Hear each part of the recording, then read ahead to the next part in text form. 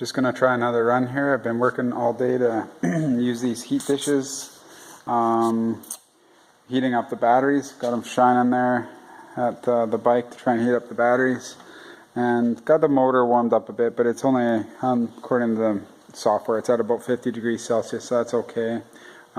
If it was cooler a bit and the batteries were warm, it would actually do really good.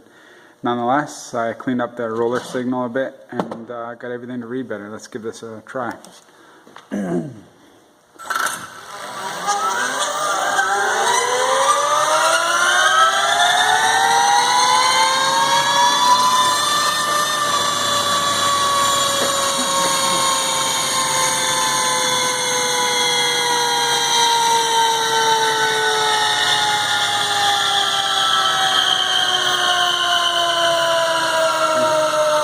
See that negative number there? That's actually the regen putting power back into the batteries, which is really cool because that's slowing my roller down and keeping the batteries charged up fairly well for me.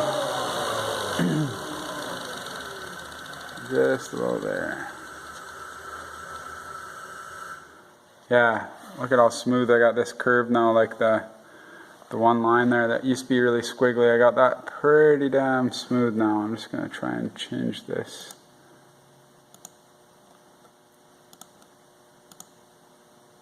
Pretty close there. What about 4 parameter? Nope.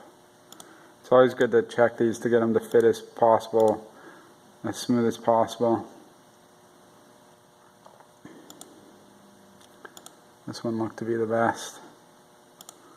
There we go. There's our 54.5 horsepower. And yeah, that's awesome. Now this max efficiency where it says 138%, that's actually where it's regenning here and putting power back in the battery. So that doesn't count, but it's kind of cool to see that.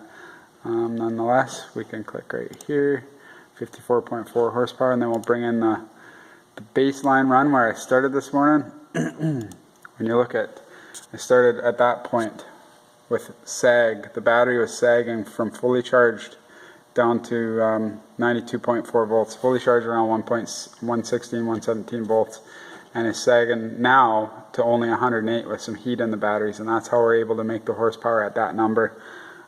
Even looking over here where the other one had its peak, we're still above by 6 horsepower or something, actually 8 horsepower.